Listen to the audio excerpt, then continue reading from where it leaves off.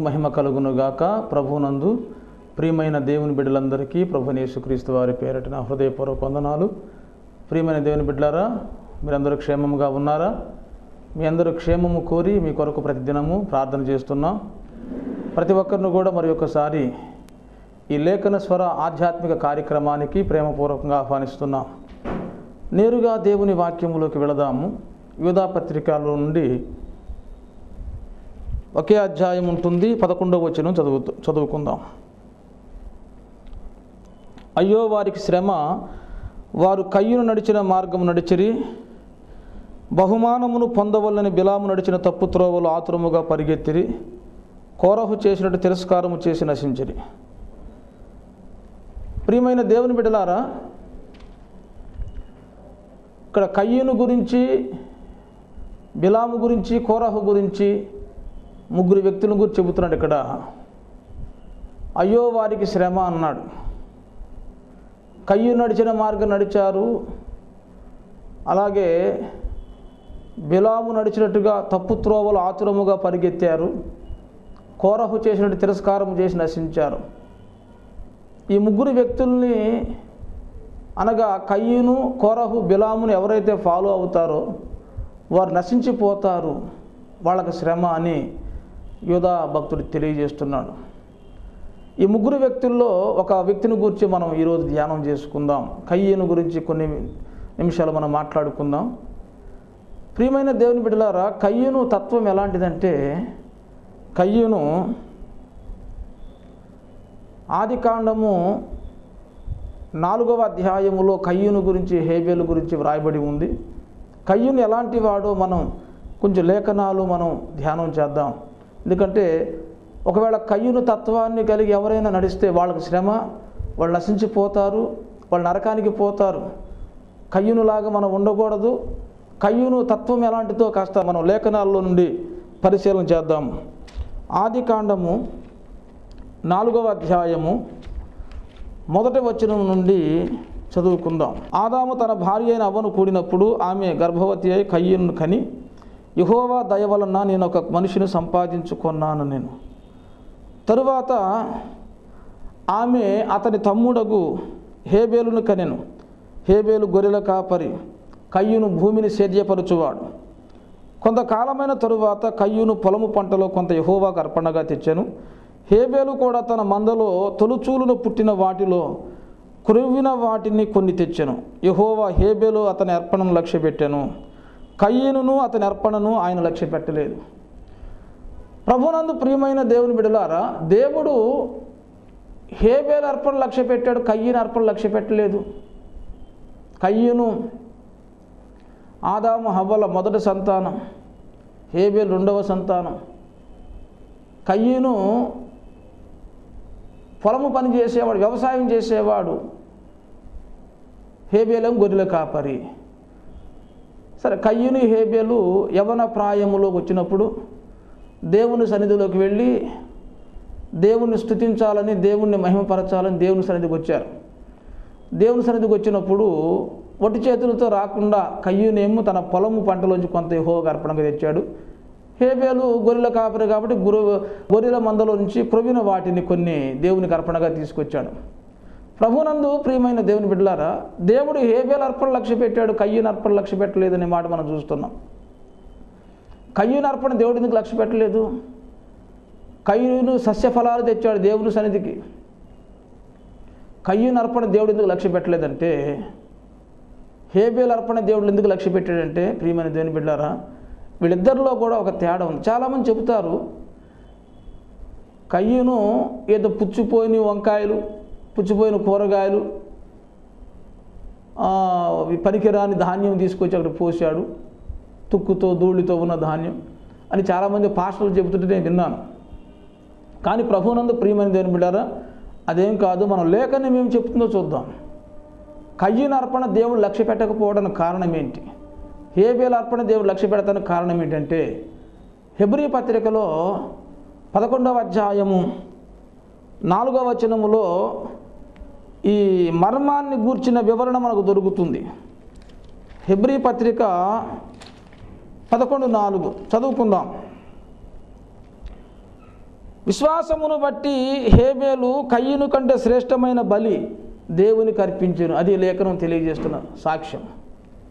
ప్రభునందు ప్రియమైన దేవుని బిడ్డలారా, విశ్వాసమును బట్టి హేబేలు కయ్యను కంటే శ్రేష్టమైన బలి అర్పించాడు. హేబేల్లో విశ్వాసం ఉంది, కయ్యూనులో విశ్వాసము లేదండి. అందుకనే దేవుడు కయ్యూను తెచ్చిన పంటను దేవుడు అంగీకరించలా. హేబేలు అర్పణ దేవుడు లక్ష్య పెట్టాడు. ఇంతకు హేబేల్లో విశ్వాసం ఎందుకు ఉంది, కయ్యూనులో విశ్వాసం ఎందుకు లేదు అంటే, హేబేల్లో విశ్వాసము కలగటానికి కారణం ఏంటంటే, హేబేలుకు చెప్పారు వాళ్ళ తల్లిదండ్రులు, కయ్యూను కూడా చెప్పారు కానీ కయ్యూను వినలేదు, నమ్మలేదు. హేబేలుకి ఏం చెప్పారంటే, బాబు దేవుని సన్నిధికి వెడుతున్నప్పుడు మనమేం పాపులము, దేవుడు పరిశుద్ధుడు, పాపులైన మనకు పరిశుద్ధులైన దేవునికి మధ్యలో సమాధానము లేదు. దేవునికి పాపులమైన మనకు సమాధానము కలగాలంటే రక్తాన్ని పట్టుకొని వెళ్ళాలి దేవుని సన్నిధికి. రక్తాన్ని పట్టుకొని వెళితేనే దేవుని సన్నిధిలో సమాధానం వస్తుంది. రక్తాన్ని బట్టి దేవుడు పాపులమైన మనల్ని క్షమిస్తాడు అని తల్లిదండ్రులు బోధించారు. ఎందుకంటే ఆదాము అవ్వలు కూడా దేవుడు నిషేధించిన పండు తిని పాపం చేసినప్పుడు దేవుడు వాళ్ళ సిగ్గుతో వాళ్ళు చెడుచాడికలు దాక్కున్నారు. సిగ్గు కలిగి వాళ్ళు భయముతో చెట్టుచాడికలు దాక్కుంటే వాళ్ళ సిగ్గును తొలగించటానికి దేవుడే ఒక జంతువును బలి అర్పించి ఆ జంతువు చర్మాన్ని వాళ్ళకు అంగీలుగా కుట్టించాడు దేవుడు.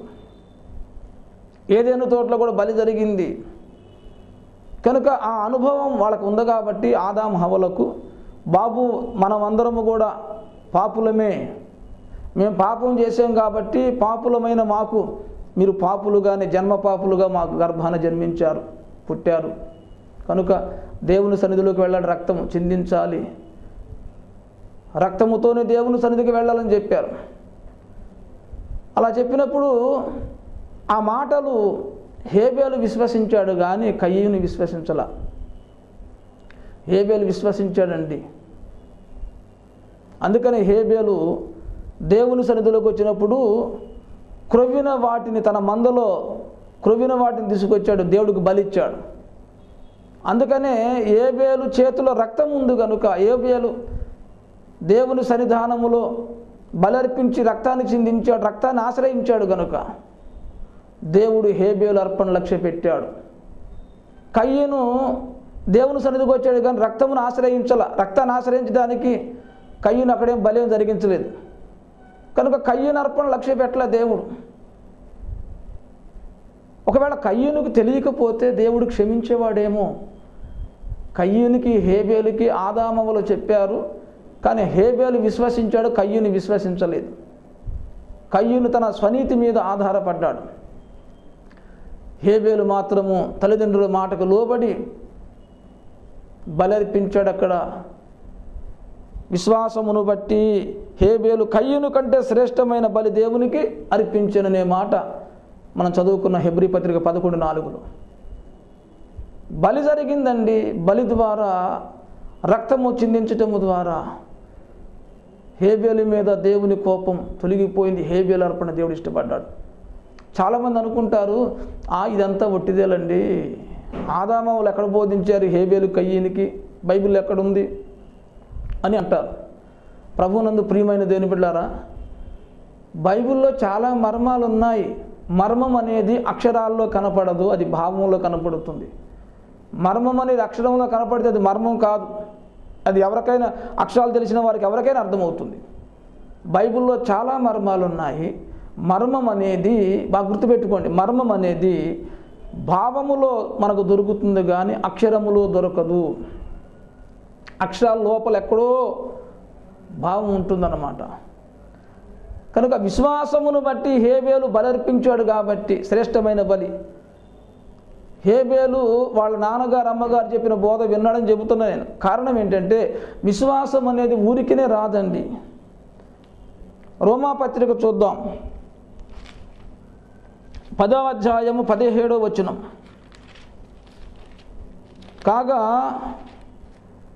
వినుట వలన విశ్వాసము కలుగును, వినుట క్రీస్తును గూర్చిన మాటల వలన కలుగునన్నాడు. గమనించారా? విశ్వాసం అనేది ఊరికినే రాదు, అది వినుట వల్ల విశ్వాసము కలుగునన్నాడు. హేబేలుకి విశ్వాసం వచ్చింది. విశ్వాసాన్ని బట్టి హేబేలు శ్రేష్టమైన బలర్పించాడు. విశ్వాసం ఎక్కడిది హేబేలు కంటే? హేబేలు విన్నాడు. బలర్పించాలి, దేవుని సన్నిధిలో రక్తాన్ని పట్టుకొని దేవుని దగ్గరికి వెళ్ళాలి.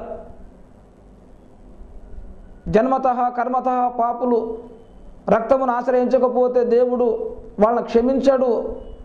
రక్తాన్ని ఆశ్రయించకపోతే దేవునికి మానవులకు సమాధానము కలగదు అని సత్యం, క్రీస్తును గూర్చిన సత్యము హేబేలు విన్నాడు. అందుకనే వినుట వలన విశ్వాసము కలిగింది. విశ్వాసమును బట్టి కయ్యూను కంటే హేబేలు శ్రేష్టమైన బలర్పించాడు. రక్తము ద్వారే పాపక్షమాపణ కలుగుతుందని హేబేలు నమ్మాడండి. ఈ రోమా పత్రికలోనే 3వ అధ్యాయము 26వ వచనం చదువుతాను. క్రీస్తు యేసు రక్తమునందలి విశ్వాసము ద్వారా ఆయనను కరుణాధారముగా బయలుపరచెను అన్నాడు. క్రీస్తు యేసు రక్తమునందలి విశ్వాసము, యేసు ప్రభువారు శిలువలో మన కొరకు చిందించిన రక్తమునందు ఎవరైతే విశ్వాసం ఉంచుతారో వారిని కరుణించటానికి దేవునికి ఆధారము దొరికింది. అవును, రక్తాన్ని ఎందుకు విశ్వసించాలి? రక్తాన్ని ఎందుకు విశ్వసించాలంటే యేసు రక్తమే ప్రతి పాపము నుండి నన్ను పవిత్రుడుగా చేస్తుంది. యేసు రక్తములో ఒక పాపిని పరిశుద్ధుడిగా చేయగలిగే శక్తి ఉందని నమ్మాలి. ఎలాంటి పాపివైనా సరే, నీవు ఎలాంటి దోషివైన అపరాధివైనా సరే, నిన్ను పరిశుద్ధుడుగా చేయగలిగే శక్తి యేసు రక్తములో ఉంది. కనుక రక్తమును అందుకని నమ్మాడు. హేబేలు రక్తాన్ని విశ్వసించాడు. రక్తమును విశ్వసించటము ద్వారా మన పాపాలు క్షమించబడతాయి. ప్రియమైన దేవుని బిడ్డలారా, కయ్యూను రక్త ప్రోక్షణ నమ్మడు. కయ్యూను తత్వం అలాంటిది. మన పాపాలు పోవాలంటే రక్తం అవసరం లేదు, మనం నీతిగా ఉంటే చాలు, మనం యథార్థంగా ఉంటే చాలు అనేది కయ్యూను తత్వం. హేబేలు అది కాదు. మన పాపాలు పోవాలంటే మన నీతి కార్యాలు, మన పుణ్యకార్యాలు పనిచేయవు, దేవుని రక్తం మీద ఆధారపడాలి, అప్పుడే మన పాపాలన్నీ తొలగిపోతాయి అని హేబేలు విశ్వసించాడు. దయచేసి హెబ్రీ పత్రిక 9వ అధ్యాయము 22వ వచనం చకచక మీరు అవకాశం ఉంటే బైబిల్ చూడండి. మరియు ధర్మశాస్త్ర ప్రకారము సమస్త వస్తువులను రక్తము చేత శుద్ధి చేయబడుననియు రక్తము చిందింపకుండా పాపక్షమాపణ కలుగదనియు సామాన్యముగా చెప్పవచ్చునన్నాడు. బైబిల్ చెబుతున్న సత్యము, బైబిలే కాదండి, ఇతర గ్రంథాల్లో ఉన్న సత్యము కూడా ధర్మశాస్త్ర ప్రకారముగా సామాన్యముగా చెప్పగలిగే సంగతి. సామాన్యమైన సంగతి ఏంటంటే రక్తము చిందింపకుండా పాపక్షమాపణ కలుగదని సామాన్యముగా చెప్పవచ్చు అన్నాడు. రక్తము చేతే సమస్త వస్తువులు శుద్ధి చేయబడతాయంట. రక్త ప్రోక్షణ ఆచారాన్ని మన భారతదేశంలో ఆర్యులు, ద్రావిడులు వాళ్ళు ఆచారాన్ని అనుసరించారు, రక్తాన్ని నమ్మారు హేబేలుకులాగా. ప్రియమైన దేవుని బిడ్డలారా, రక్త ప్రోక్షణం అనేది అవసరము, రక్తము చిందించడం అవసరము. చాలామంది రక్తము చిందించాలంటే చాలామంది ఎడ్ల రక్తం, మేకల రక్తం, అక్కడే వాళ్ళ విశ్వాసం ఆగిపోతుంది. హేబేలు క్రొవ్విన వాటిని బలి ఇచ్చినా, లేకపోతే యూదులు బలికర్మకాండ జరిగించిన, ఆర్యులు బలికర్మకాండ జరిగించిన, ద్రావిడులు బలికర్మకాండ జరిగించిన, ప్రపంచంలో ఏ జనాంగమైనా సరే రక్త ప్రోక్షణ ఆచారం జరిగించారంటే ఇది ఒక నమూనా. యేసు ప్రభువే రక్తము చిందించబోతున్నాడు. లోక పాపములను మోసుకొని పోవు దేవుని గొర్రె పిల్ల కలువరి కొండ మీద రక్తం చిందించబోతున్నాడనే ఒక పాఠము, ఒక దృష్టాంతము మానవ జాతికి తెలియటం కోసం దేవుడు క్రీస్తుకు పూర్వమే బలికర్మ కాండను దేవుడు ఏర్పాటు చేశాడు. కనుక ఎడ్ల రక్తాన్ని ఇప్పుడు నమ్మకూడదు. ఒకప్పుడు ఎడ్ల రక్తం, మేకల రక్తాన్ని చిందించారు. ఎప్పుడు దాకా ఆ నమూనా జరిగిందంటే, కొనసాగిందంటే యేసు ప్రభు ఈ లోకములో అనాథ శరీరుడు, ఆ ప్రణవస్వరూపుడైన క్రీస్తు, వాక్యమైన క్రీస్తు ఈ లోకములో శరీరధారిగా అవతరించి సర్వ మానవాళి పాప పరిహారార్థం కొరకు ఆయన రక్తము చిందించాడు. అప్పుడు వరకు బలికర్మకాండ జరిగింది కనుక భూమి మీద జరిగిన రకరకాల బలులన్నిటికి కూడా ముగింపుగా యేసయ్య పరలోకము నుండి భూలోకానికి దిగి వచ్చి కల్వరి కొండ మీద ఆయన రక్తము చిందించాడు. అందుకనే రక్తము చిందింపకుండా పాప క్షమాపణ కలగదని సామాన్యంగా చెప్పవచ్చునని బైబిల్లోనే ఇంకొక మాట కూడా చదువుతాను. హెబ్రీ పత్రిక 10వ అధ్యాయములో 4వ వచనం, ఏలయనగా ఎడ్ల యొక్కయు మేకల యొక్కయు రక్తము పాపములను తీసివేయుట అసాధ్యమన్నాడు. రక్తం అవసరమే కానీ ఎడ్ల యొక్కయు మేకల యొక్క రక్తము కాదు. ఎప్పుడు దాకా ఎడ్ల రక్తం మేకల రక్తాన్ని ఆచరించారంటే యేసు ప్రభువారు రాబోతున్నాడు, దేవుని కుమారుడు, దేవునిలో అంశ, దేవుడే ఈ భూమి మీదకు వచ్చి మన కొరకు రక్తం చిందించబోతున్నాడు అనే పాఠం అనేకులకు తెలియజేయటం కోసమే ఎడ్లను మేకలను బలులు ఇచ్చారు. కానీ వాస్తవానికి ఆ రక్తం వలన పాపాలు తీసివేయటం అసాధ్యమన్నాడు. అందుకని ఇక్కడ చెబుతున్నాడు 5వ వచనం, కాబట్టి ఆయన ఈ లోకమందు ప్రవేశించినప్పుడు ఇలాగూ చెప్పుచున్నాడు, బలియు అర్పణయు నీవు కోరలేదు కానీ నాకొక శరీరమును అమర్చితివి, నాకొక శరీరం అమర్చితివి. యేసు ప్రభు శరీరం ఎందుకో తెలుసా? 10వ వచనం, యేసు క్రీస్తు యొక్క శరీరము ఒక్కసారి అర్పింపబడుట చేత ఆ చిత్తమును బట్టి మనము పరిశుద్ధపరచబడి ఉన్నాము. యేసు ప్రభువుకి కన్యమరియ గర్భములో ఎందుకు శరీరం అమర్చబడింది?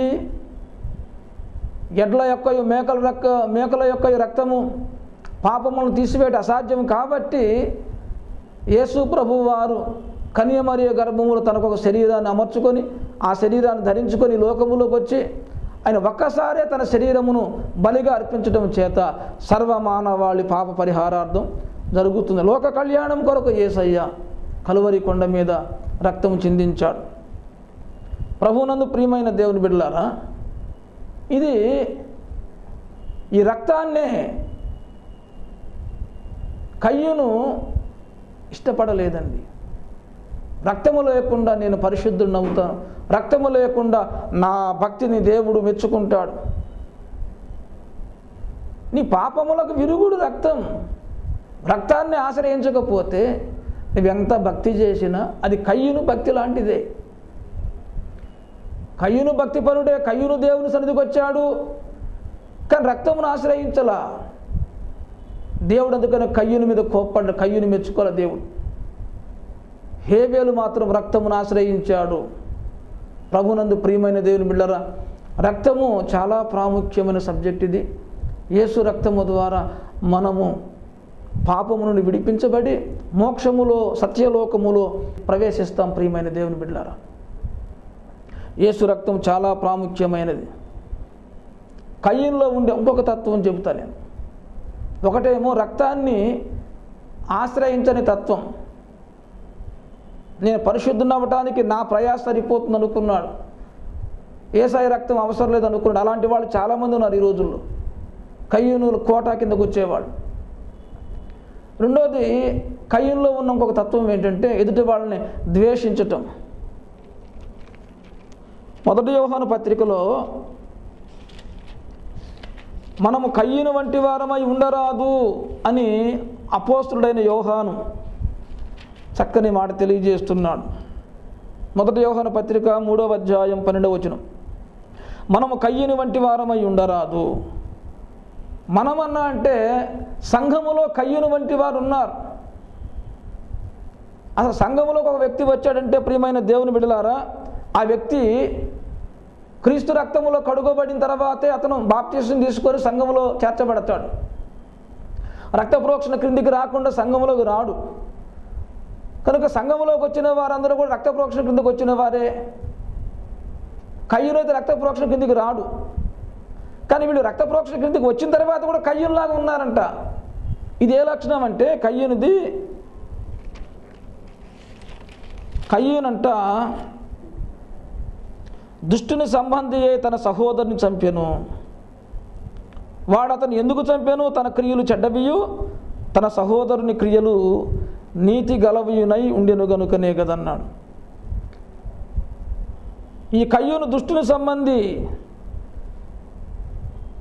15వ వచనం, తన సహోదరుని ద్వేషించువాడు నరహంతకుడు అన్నాడు. కయ్యూను తన సహోదరుని ద్వేషించాడు. హేబేలు ఏం చెడ్డ పని చేశాడు? దేవుడు మెచ్చుకునే పని చేశాడు హేబేలు. హేబేలు చేసింది సత్క్రియ, మంచి పని చేశాడు హేబేలు. చేస్తే కయ్యూనేమో హేబేలును ద్వేషించాడు, ద్వేషం పెట్టుకున్నాడు హేబేలు మీద. అందుకనే హేబేలును చంపేదాకా కయ్యూను నిద్రపోలా. ఈనాడు కూడా సంఘాలలో కయ్యూను లాంటి వాళ్ళు ఉన్నారు, సహోదరులను ద్వేషించే వాళ్ళు ఉన్నారండి, ప్రేమించేవాళ్ళు లేరు. ప్రియమైన దేవుని బిడ్డలారా, కడవరి దినాలలో 2వ తిమోతి పత్రిక 3వ అధ్యాయంలో అంత్య దినములలో అపాయకరమైన కాలములు వచ్చునని పౌలు భక్తుడు చెబుతున్నాడు. 3వ అధ్యాయం 3వ వచనం, 1వ వచనం, అంత్య దినములలో అపాయకరమైన కాలములు వచ్చునని తెలుసుకొనుమన్నాడు. ఎలాగనగా మనుషులు స్వార్థప్రియులు, ధనాపేక్షులు. అలాగే 3వ వచనం చదువుతాను, అనురాగరహితులు, అతిద్వేషులు, అపవాదకులు, అజితేంద్రియులు, క్రూరులు, సజ్జన ద్వేషులు. సజ్జన ద్వేషులు ఉంటారు, వీళ్ళే కయ్యూను లాంటి వాళ్ళు. సజ్జనులు ద్వేషించేవాళ్ళు, మంచి వాళ్ళని ద్వేషించేవాళ్ళు. ప్రియమైన దేవుని బిడ్డలారా, హేబేలు మంచివాడు, ఆ మంచితనం కయ్యూనుకు నచ్చల, అందుకనే ద్వేషించాడు.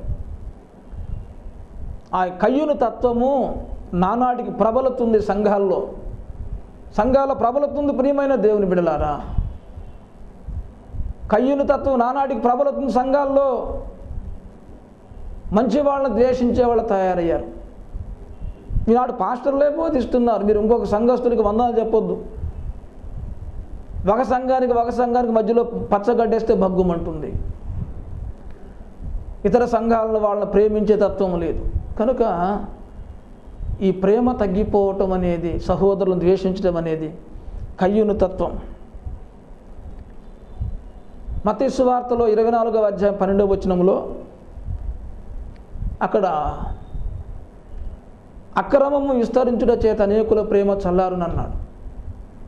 క్రీస్తు 2వ రాకడలో అదొక సూచన. క్రీస్తు 2వ రాకడను గురించి సూచనలు చెబుతున్నప్పుడు ఇదొక అనేక సూచనలు ఇదొకటి చెబుతాడు యేసయ్య. అక్రమము విస్తరించుట చేత అనేకుల ప్రేమ చల్లారు. ఈనాడు సంఘాల్లో ప్రేమ చల్లారిపోతుంది. ప్రేమ చల్లారిపోతుందంటే ద్వేషాలు పెరుగుతున్నాయి. ఒకళ్ళ మీద ఒకళ్ళకి ద్వేషం. నిన్ను వల్ల నీ పొరుగు వాడిని ప్రేమించమని బైబిల్ చెబుతుంటే సొంత సహోదరులను కూడా ద్వేషించే స్థాయికి సంఘాలు దిగజారిపోయాయి. ఇది కయ్యూను తత్వం. ప్రియమైన దేవుని బిడ్డలారా, మనము కయ్యూను వంటి వారమై ఉండరాదన్నాడు. కనుక మనము ప్రేమించే వారిగా ఉండాలి. ఎలాగ మనం ప్రేమించాలి? ఎలాంటి ప్రేమ మనం చూపించాలి అంటే, మొదట యోహాను పత్రిక 3:16లో ఒక మాట ఉంది, ఆయన మన నిమిత్తము తన ప్రాణము పెట్టెను గనుక దీని వలన ప్రేమ ఇట్టిదని తెలుసుకొనుచున్నాము. మనము కూడా సహోదరుల నిమిత్తము మన ప్రాణములను పెట్టబద్దులమై ఉన్నాము. కనుక ఈ ప్రేమ ఉంటే కయ్యూను తత్వాన్ని మనం ఈజీగా జయించగలుగుతాం. ఎదుటి వాళ్ళ కోసం ప్రాణం పెట్టగలిగే ప్రేమ నీకుందా? యేసయ్య మన కోసం ప్రాణం పెట్టాడు, ప్రేమ ఎట్టిదని తెలుసుకొనుచున్నాం. ఇలాంటి ప్రేమ ఈనాడు మనం నేర్చుకోవాలి. ఇలాంటి ప్రేమ కావాలండి. తెస్సలోనికైలకు రాసిన మొదటి పత్రిక 4వ అధ్యాయములో 9వ వచనం, సహోదర ప్రేమను గూర్చి మీకు వ్రాయనక్కరలేదు, మీరు ఒకరినొకరు ప్రేమించుటకు దేవుని చేతనే నేర్పబడితేరన్నాడు. ఎదుటి వాళ్ళ కోసం ప్రాణం పెట్టగలిగేంత ప్రేమ నీకుంటే కయ్యూను తత్వం నీలోకి రాదు. ఇలాంటి ప్రేమ మనకు కలగాలంటే ప్రియులారా, అది యేసయ్య ప్రేమ. అలాంటి ప్రేమ మన లోపలికి రావాలంటే మనం దేవుని సన్నిధిలో ప్రేమించటం ఎలాగో దేవుని చేతే నేర్చుకోవాలి. హెబ్రీ పత్రిక 13వ అధ్యాయం 1వ వచనంలో సహోదర ప్రేమ నిలువరముగా ఉండనియండి అంటాడు. అంటే ఈ రోజున్న ప్రేమ రేపు ఉండట్లేదు, ఈ రోజున్న ప్రేమ ఎల్లుండి ఉండట్లేదు. ఎంతో ప్రేమగా ఐక్యతగా ఉన్న విశ్వాసులు చట్టపట్టాలు వేసుకొని చేతులు పట్టుకొని కష్టలు అక్కడ నడిచేసరికి ఆ ప్రేమ తగ్గిపోతుంది. కనుక ప్రభువునందు ప్రియమైన దేవుని బిడ్డారా, మనలో కయ్యూను తత్వం ఉండకూడదండి. కయ్యూనులో మొదటి లక్షణం ఏంటంటే ప్రభువు రక్తాన్ని నిరాకరిస్తాడు. నేను మంచివాడిని, నాకు రక్తాన్ని ఆశ్రయించే అవసరమే లేదంటాడు. నేను మంచి వ్యక్తినే కదా, నేను యథార్థవంతుడినే కదా, కనుక నేను రక్తాన్ని ఆశ్రయించాల్సిన అవసరం లేదనేది కయ్యను తత్వం. హేబెలు తత్వం ఏంటంటే, అయ్యో నేను జన్మకర్మ పాపిని, నేను పరిశుద్ధుడిని అవ్వాలంటే నేను యేసయ్య రక్తాన్ని ఆశ్రయించాలనేది హేబెలు తత్వం. కనుక రక్తమును ఆశ్రయించని వాళ్ళందరూ కూడా, రక్త ప్రోక్షణ క్రిందికి రానటువంటి వాళ్ళందరూ కూడా కయ్యను తత్వము కలిగిన వాళ్ళు పరలోకం వెళ్ళరు, వాళ్ళకి శ్రమ. కొంతమంది రక్త ప్రోక్షణ క్రిందికి వచ్చి మారు మనసు పొంది బాప్తిసం తీసుకున్నారు, సంఘంలో చేర్చబడ్డారు, అయినా వాళ్ళ కయ్యను తత్వం పోలేదంట. వీళ్ళేమో సంఘములోకి వచ్చిన వాళ్ళేమో ఎదుటి వాళ్ళని ద్వేషించే మనసు ఉంటుంది. సజ్జన ద్వేషులు, మంచి వాళ్ళని ద్వేషించే వాళ్ళు ఉన్నారు. వాళ్ళు కయ్యను తత్వం కలిగిన వాళ్ళు, ప్రియమైన దేవుని బిడ్డలారా. కనుక ఈ కయ్యను తత్వాన్ని మనము జయించకపోతే నశించిపోతాం. అయ్యో వారికి శ్రమ, వారు కయ్యూను నడిచిన మార్గం నడిచారు. కనుక కడవరి దినాల్లో చాలామంది కయ్యూను నడిచిన మార్గం నడుస్తారంట. అందుకనే యోధా భక్తుడు హెచ్చరిస్తున్నాడు, కయ్యూను లక్షణాలు మనలో ఉండకూడదండి. శత్రువును కూడా ప్రేమిద్దామండి. ఎదుటి వాళ్ళ కోసం ప్రాణం పెట్టగలిగేంత ప్రేమను మనం చూపిద్దాం. అంత ప్రేమ చూపించడం నాకు చేత కావట్లేదంటే దేవుని దగ్గర అడిగి నేర్చుకుందాం. దేవుడు నేర్పిన ప్రేమ నిలువరముగా ఉండనిద్దాం. కయ్యను తత్వం ఏమాత్రం మన కళ్ళ ముందుకు వచ్చినా సరే బగ్గున మండి పడదామండి. రక్షణ పొందుకున్న మనము కయ్యను తత్వం వస్తే రక్షణ పోగొట్టుకుంటాం, నరకానికి పోతాం. కనుక జాగ్రత్త పడదాం. కయ్యను తత్వములు రాకుండా మనము యేసులాగా అందరిని ప్రేమించడానికి సిద్ధపడదాం. దేవుడి వాక్యం దీవించునుగాక. ఆమేన్. చిన్న ప్రార్థన చేసుకుందాం. సకల ఆశీర్వాదములకు కారణభూతుడైన తండ్రి, నీ పాదములకు వందనాలయ్యా. ఇదిగో ప్రభువా, ఈనాడు చాలామంది కయ్యూనుకులాగా నడుస్తున్నారు. యేసయ్య, వాళ్ళు స్వనీతి మీద ఆధారపడుతున్నారు, నీ రక్తం మీద ఆధారపడతలేదు ప్రభువా.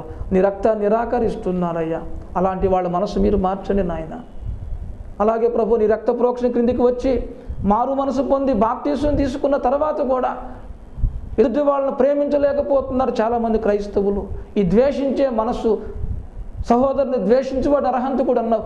అలాగే ద్వేషించే మనసు కయ్యూను మనస్తత్వం అని మాకు తెలియజేశాం. కనుక ఆయన ద్వేషించే మనసు లేకుండా అందరి కోసం అవసరమైతే ప్రాణం పెట్టగలిగే అంత క్రీస్తు ప్రేమ కలిగి మేము జీవించడానికి సహాయము దయచేయండి. క్రీస్తు ప్రేమ మాలో పుట్టించండి. ఆ ప్రేమ మేము నాయన కలిగి ఉండటానికి నీ దగ్గర నేర్చుకునే భాగ్యం మాకు దయచేయమని, లేఖన స్వరము ద్వారా ఎంతమంది నీ వాక్యం వింటున్నారో అందరినీ మీరు దీవించి ఆశీర్వదించమని మా ప్రభువును ప్రియరక్షకుడైన యేసుక్రీస్తు అత్యంత శక్తి కలిగిన నామములో ప్రార్థన చేస్తున్నాము తండ్రి. ఆమేన్. అందరికీ వందనాలండి. సెలవు తీసుకుందాం. Thank you.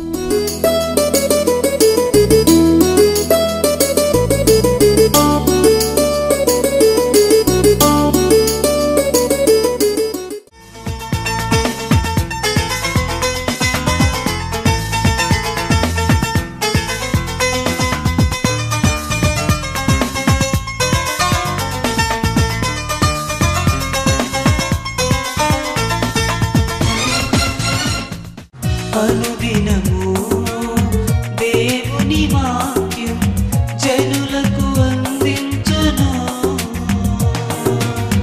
వీక్షించిన ప్రతి హృదయములోని బాధలు తొలగించును.